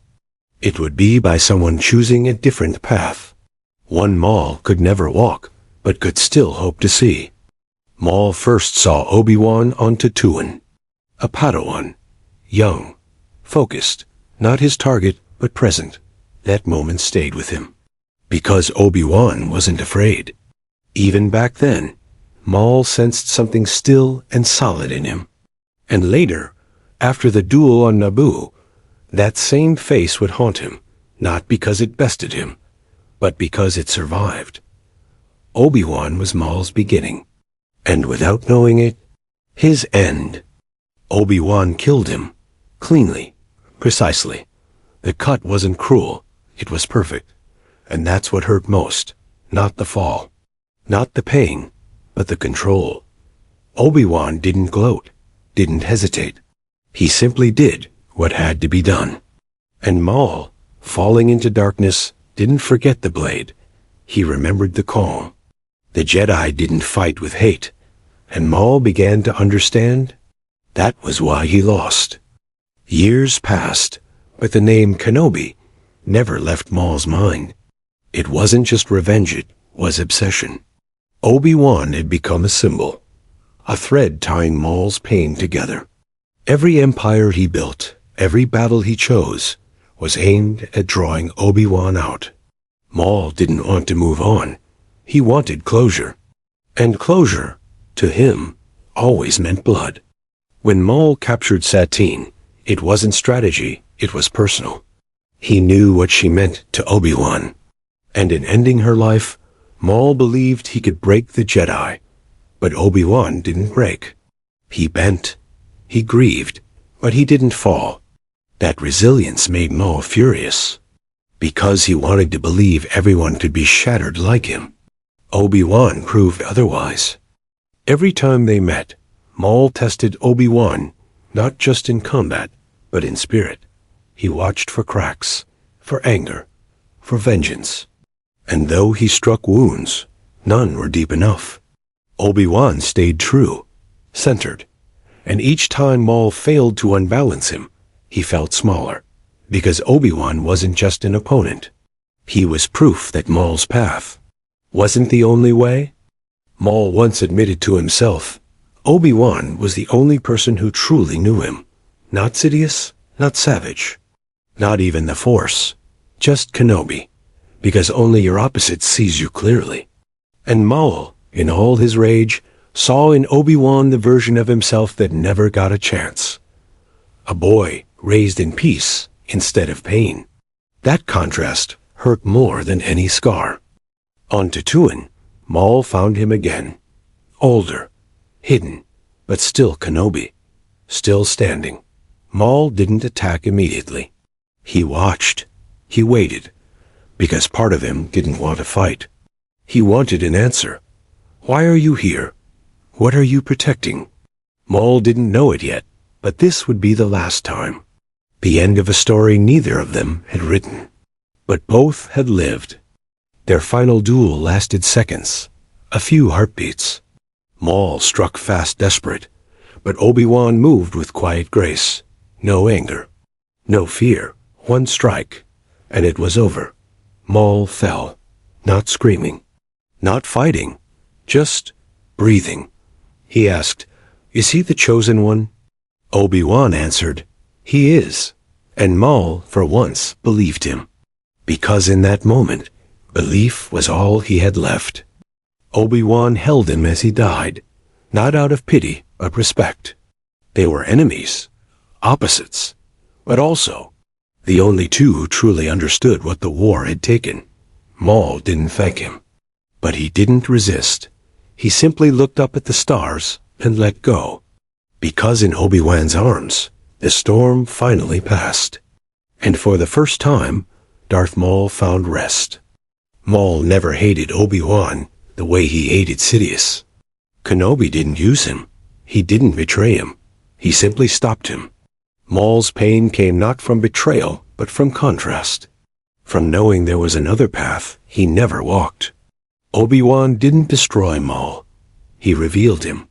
And that truth stung worse than any blade. Kenobi never hunted Maul, never chased him. He didn't want revenge. That confused Maul, made him angry. Because he expected pursuit, expected hatred, but Obi-Wan let him go. Again and again. And Maul realized that mercy was more painful than punishment. Because it meant he wasn't a monster to everyone. and that made his rage harder to carry. Maul believed if he could just kill Obi-Wan, the pain would stop, that his story would have meaning, that the cycle would close. But every time he tried, nothing changed. The pain remained. And slowly, he began to understand the answer wasn't death. It was understanding, and that realization came too late. Their rivalry wasn't about power. It was about perspective. Maul saw survival as strength. Obi-Wan saw peace as strength.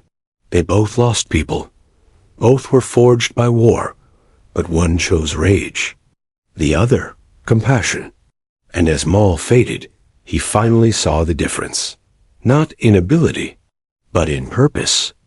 In Obi-Wan, Maul saw balance. Not perfection, but acceptance.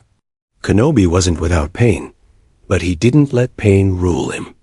And Maul, shaped by suffering, found it impossible to understand. So he fought it, again and again, until he stopped. Not because he understood, but because he was too tired to keep resisting the quiet. Maul died with his eyes open, not wide with fear, calm, focused, because for once he wasn't fighting for control. He was letting go. He didn't beg. He didn't scream. He simply asked if the Chosen One would avenge them. Us, he said, as if, in the end, he and Obi-Wan were on the same side, two scars, hoping for something better to rise. Kenobi buried him. No grave, no words, just a place in the sand, quiet. Maul never asked for honor, but Obi-Wan gave him dignity, not for the things he'd done, but for the pain he carried, because even enemies deserve peace. And Kenobi, even in war, believed in that. It was his greatest strength, and Maul's final comfort. Maul and Obi-Wan weren't born to be enemies. They were made that way, by war, by masters, by fate. And if things had gone differently, if Maul had been raised by the Ched, perhaps they would have been brothers, not rivals. That idea never left Maul. It lingered, like a dream he didn't dare speak, because dreams, to him, always died young. In another life, they might have stood side by side.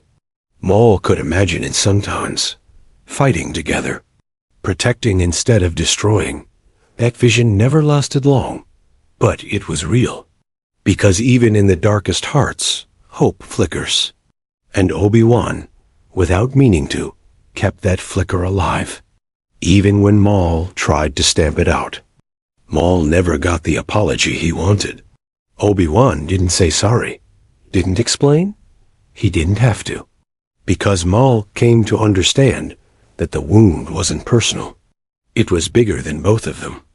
A galaxy that breaks people and calls it balance. And in their last breath together, they didn't talk of war. They talked of prophecy, of peace, of what could still be. So now the storm is past. The blade has gone quiet. Darth Maul's story ends not in rage, but in rest. A warrior forged by darkness, softened by time. He wasn't saved. He wasn't redeemed. But he was remembered. And in memory, even pain finds peace. So close your eyes now and let the galaxy drift away. The night is quiet, the Force is still, and Maul is no longer chasing shadows. Maul was born into fire, shaped by cruelty, driven by revenge. But even fire cools, even rage fades. His story wasn't one of triumph, it was survival, of scars worn proudly and choices made in silence. Now that his voice is gone, we're left with the echoes, and they tell us something simple. Even the darkest hearts, once hoped for light, sleep now. The battle is over. Let the stars carry you gently into dreams. You've heard his whole story now, from the pit to the throne to the dust. And as you lie here, breathing slowly, remember this. Maul never gave up, even broken, even forgotten. He stood. That strength wasn't evil. It was will. And now that will rests. So let your thoughts slow. Let your muscles soften. The stars are watching. The force surrounds you. And in this quiet, Maul's fire finally fades. We often think of villains as monsters. But sometimes, they're just survivors. People who never had a chance to be anything else. Maul wasn't born to destroy. He was taught to.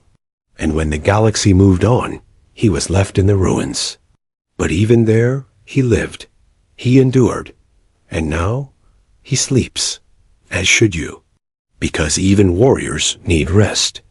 And even the lost deserve peace. The story's done now. No more battles. No more blades. Just breath. Just memory. Maul's journey was not noble. But it was real. And real stories stay with us. His pain taught us something. His fall meant something. And though his hands were stained with blood, his heart was always looking for purpose. Let that be enough. Let that be your lullaby tonight.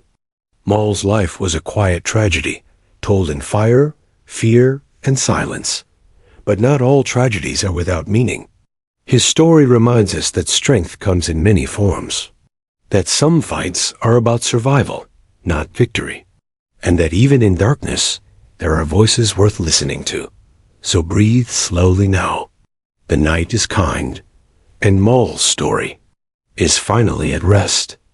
The stars above still shine same as when Maul first looked up. Same as when he breathed his last. The galaxy spins on. But his story leaves a scar, gentle, but lasting. He was a shadow, yes. But shadows need light to exist. And somewhere deep down, he knew that. So close your eyes now. Let the force cradle you. There are no monsters here.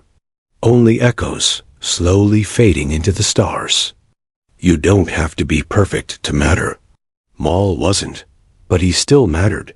Not because he ruled, not because he fought, but because he felt, deeply, constantly. And even in silence, he left something behind. A lesson, a name, a flicker of warning for others. Rest easy now. His fire is out.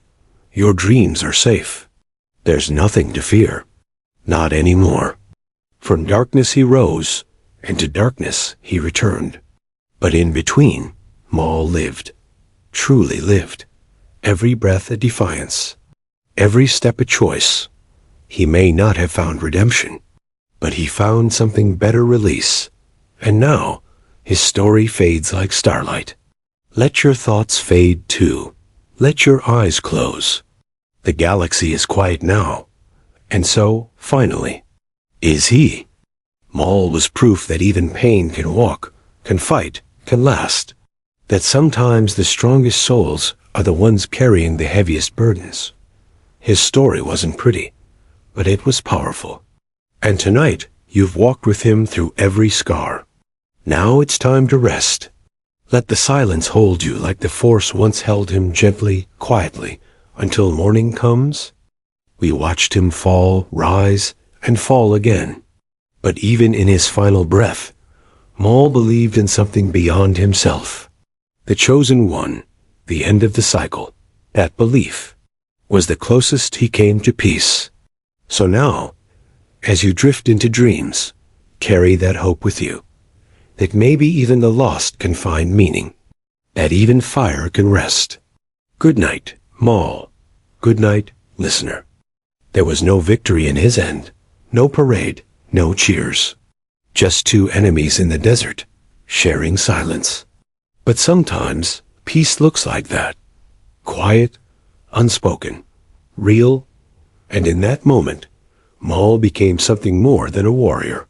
He became a memory worth keeping. So sleep now. Let go. The story has ended, but its weight has passed. All that remains is rest. Maul's path wasn't heroic, but it wasn't meaningless.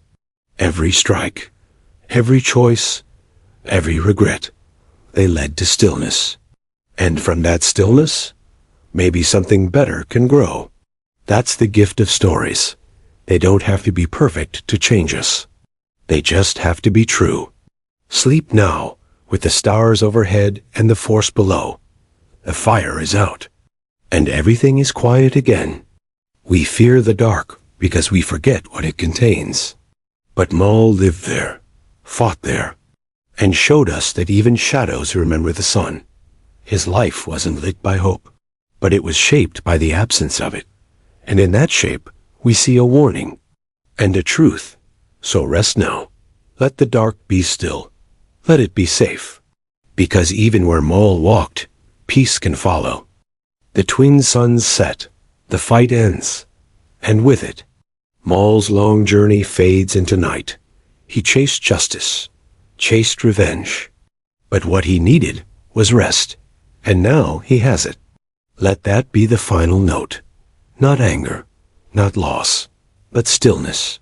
Let that carry you now as you drift into sleep, because stories like his weren't made to be forgotten.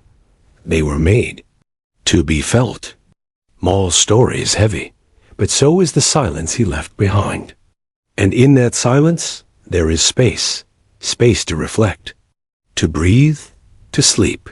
He was never a hero, but he was never just a villain. He was a survivor.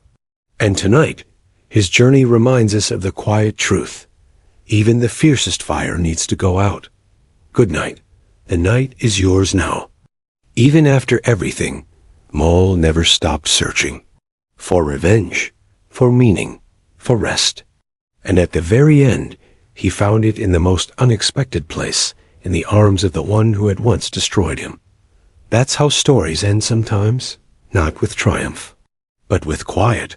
Let your thoughts be quiet now too. Let the stars guide you. The force is still, and Maul is finally free. The dark side gave Maul power, but it never gave him peace. That came only in death, not as defeat, but as release. And as you drift now into rest, carry that lesson with you. Sometimes letting go is the strongest thing we can do. You've followed his journey. You felt his weight. Now let it go. Let sleep take you. Let stillness hold you. You've earned it. All stories must end, even the painful ones. Especially the painful ones. Maul's life was fire and shadow, but it wasn't forgotten. And in being remembered, he found what he truly wanted. Not revenge, not power, just meaning. Now it's your turn to rest. Your eyes can close. Your breath can slow. And in this quiet moment, you and Maul share the same gift piece. You've walked with Maul through rage, ruin, and silence. And now, there's nothing left to fight. No more battles. Just the quiet truth of a life lived in fire, ending in calm. Sleep now, listener. Let the stars cradle you. Let the force hold you close. The night is long, but gentle. And somewhere in its quiet corners, Maul is dreaming too.